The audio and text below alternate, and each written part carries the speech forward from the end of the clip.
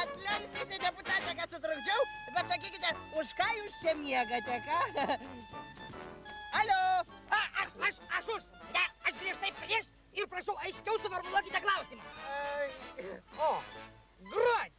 Sveiki. Aš galvau, kad man pirmininkaujantis liepė jau balsuoti. Čia pasirodo, jūs mane trūkstat. Ai, Gruodį. Betgi šiandien tikrai posėdis, deputate, o kodėl jūs čia?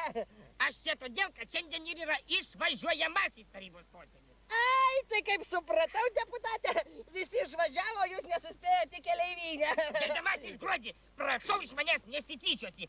Aš paprasčiausiai taupau rajono lėšas ir todėl niekur nevažinėju. Ir visus rajono reikalus galiu sustvarkyti ir čia būdamas. Supratot? Supratau.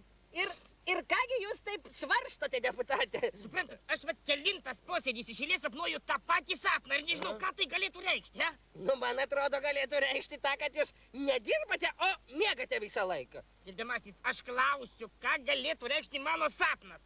Aš visą laiką sapnuoju, kad aš geras, galingas, didelis baravykas. Augu miške, matomoje vietoje. O grybautojai paprasčiausiai visą laiką eidami mane nusperia į šalį ir renka daug blogesnius grybus.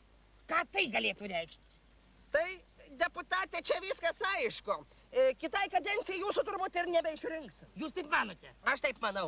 A tai ką aš tada turėčiau sapnuot, kad mane vėl išrinktų? Visų pirma, deputate, jūs turite pelnyti rinkėjų pasitikėjimą, suprantate? Taip.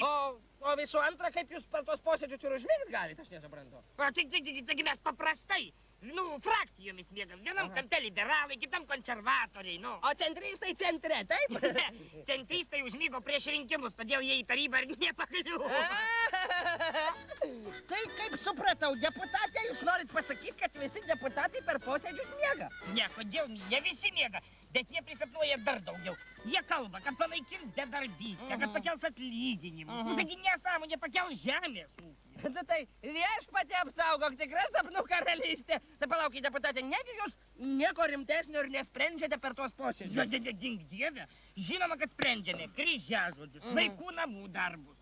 Nu tai aišku, deputate, per posėdžius įsimiegate, o ką jūs naktį veikiat? O naktį aš skambinu savo kolegom ir klausiu, už ką mes tą dieną prabalsavom. Bet pasakysiu atvirai, jie dažniausiai irgi nieko neprisimena. Nu tai deputate, palaukit, tai kas laukia dabar mūsų rajono, jeigu deputatai visi miega? Kas gali atsakyti į tą klausimą? O atsakyti gali tai sapnininkas, prašau.